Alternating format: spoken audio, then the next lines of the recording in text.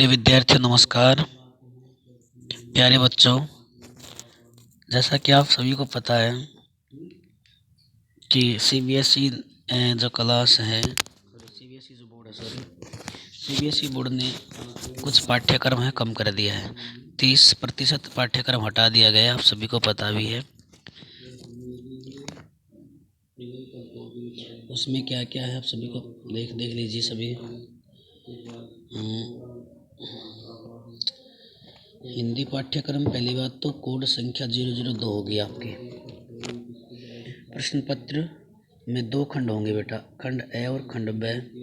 खंड ए में बहुविकल्पी प्रश्न पूछे जाएंगे, जिसको हम बोल देते हैं ऑब्जेक्टिव प्रश्न, ऑब्जेक्टिव होंगे वो। और खंड जो ए में कुल 53 प्रश्न होंगे, जिनमें से केवल 40 प्रश्नों के ही उत्तर देने होंगे। ध्यान दे लें, खंड ए में कुल 53 प्रश्न होंगे, जिनमें से केवल 40 प्रश्नों के ही उत्तर देने होंगे। प्यारे बच्चों, पहली बात तो 18 तारीख से आपके जो स्कूल खुल चुके हैं, आप लोग समय पर क्लास ले तो अच्छा रहेगा, और ना तो फिर पश्चाताप के अलावा आपके पास कुछ नहीं रहेगा। उसके बाद में खंड ब में वर्णनात्मक प्रश्न पूछे जाएंगे, प्रश्नों के उत्तर आंतरिक विकल्प दिए जाएंगे, विकल्प भी दिए जाएंगे उसके बीच में। खंड ब में वर्णनात्मक होंगे, वो किताब में से होंगे। क्षितिज और कृतिका नामक जो पुस्तक है हमारी दो, उनको अच्छी तरह पढ़ लें। उसी का जो लास्ट में अभ्यास दिया हुआ है, एक्सरसाइज दी है, उसी को देख लें।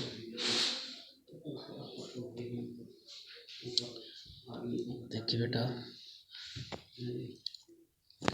पेपर किस तरीके से आएगा।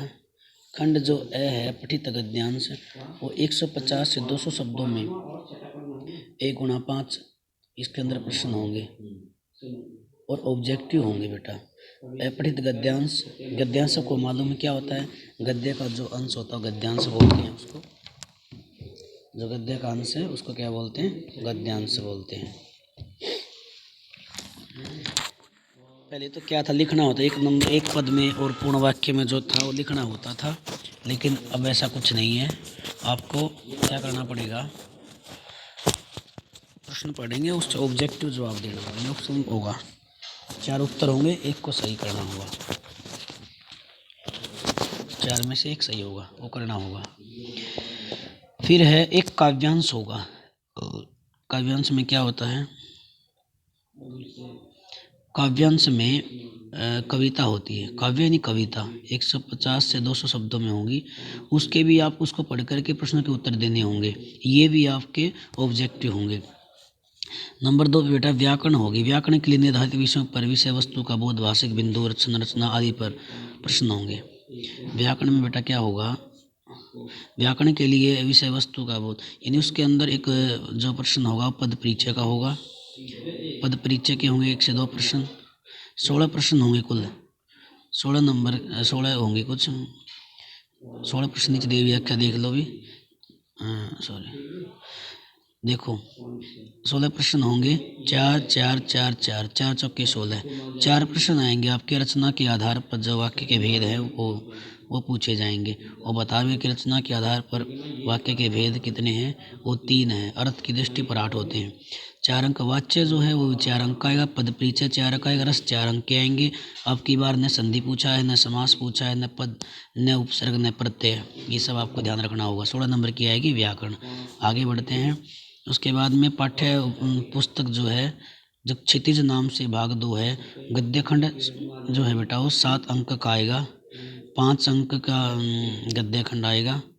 क्षितिज में से निर्धारित पाठों गद्यांश का विषय वस्तु का ज्ञान बोध 5 का, वो 2 अंक का नीचे आएगा दे रखा, जो उच्चिंतन क्षमताओं और अभिव्यक्ति का आकलन करने हेतु। काव्यखंड है बेटा, काव्यखंड में क्या आएगा? काव्यखंड में निर्धारित जो कविताओं में से काव्यांश के आधार 5 बीए ऑब्जेक्टिव प्रश्न आएंगे काव्यखंड में से। क्षितिज जो पुस्तक है क्षितिज, वो एक काव्यखंड होता है, गद्य खंड होता है। गद्य में पाठ सार होते हैं, और काव्य में क्या होता है बेटा? काव्य में कविताएं होती हैं। चलिए तो समझ गए सबके सब। अब क्या है नंबर काव्यबोध। काव्यबोध में क्या होगा? काव्य परखने हेतु ये 2 प्रश्न भी पूछे, इसी का ही काव्य पाठ का ही वर्णात्मक है। वर्णात्मक प्रश्न आएंगे बेटा। वर्णात्मक प्रश्न में क्या होगा, क्षितिज भाग पूरक पाठ्य पुस्तक कृतिका भाग 2, कृतिका भाग 2 में से गद्य खंड आएगा 2। अब देखो गद्य खंड आएगा वो 8 अंक का आएगा, और काव्य खंड है बेटा, काव्य खंड वो 6 अंक का आएगा। ये 6 अंक का, ये 8 अंक का आएगा। पूरक पाठ्य पुस्तक कृतिका के निर्धारित पाठों पर 2 प्रश्न पूछे जाएंगे, पर आधारित 2 प्रश्न पूछे जाएंगे, 6 नंबर के आएंगे। फिर है विभिन्न विषयों पर लेखन में है, लेखन में क्या आएगा, विभिन्न विषयों और संदर्भों पर, विभिन्न विषयों और संदर्भों पर विद्यालयों के तर्कसंगत विचार प्रकट करने की क्षमता को परखने के लिए संकेत बिंदु पर आधारित समसामयिक एवं व्यवहारिक जीवन से जुड़े हुए 3 विषयों में से किसी एक विषय पर 80 से 100 शब्दों में एक अनुच्छेद लिखना आएगा। अनुच्छेद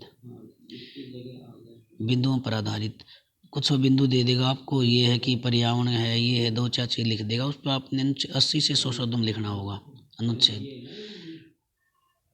जैसे गांव के बारे में, जैसे गांव है, खेत है, खलिहान है, उसको हमें एक कहानी बनानी है, अनुच्छेद लिखना उसके ऊपर। उसके बाद देखो अभिव्यक्ति एवं क्षमता केंद्रित औपचारिक और अनौपचारिक पत्र होगा बेटा 5 नंबर का। अनौपचारिक पत्र होता है जिसमें औपचारिकता नहीं होती, जैसे कि अनौपचारिकता में जैसे अपने माँ को लिखना है, पिता को लिखना है, भाई को लिखना है, जन्मदिन का लिखना है, पास होने की बधाई लिखनी है, ये सारे अनौपचारिक होते हैं। और औपचारिक में क्या होता है, जिसमें औपचारिकता, जैसे प्रिंसिपल को लिखना है, जैसे हमारे एचओएस को लिखना होता है बेटा, सर को लिखना होता है, औपचारिक होते हैं। बिजली नहीं आती गांव के अपनी शिकायत के लिए, औपचारिक होता है।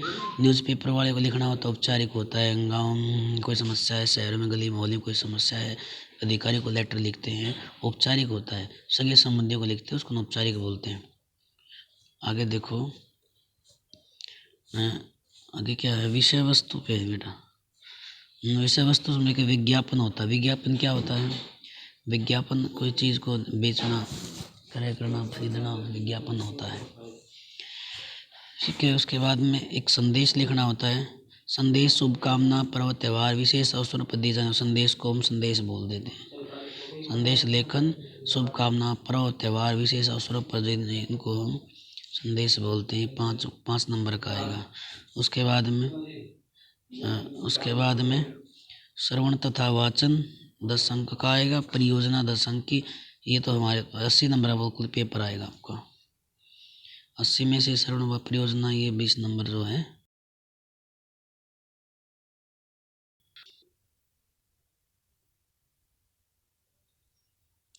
हो जाएंगे।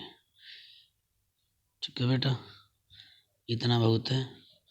यानी सबको अच्छी प्रकार समझें, सुने वीडियो को, फिर को समझ में ना आए तो आप संदेश के द्वारा या कैसे पूछ सकते हैं आप लोग। अच्छी प्रकार समझें। 10वीं ये CBSE का जो सैंपल पेपर दिया है, उम्मीद है कि आप अच्छी प्रकार सुनेंगे, समझेंगे। इसी के साथ जय हिंद, नमस्कार।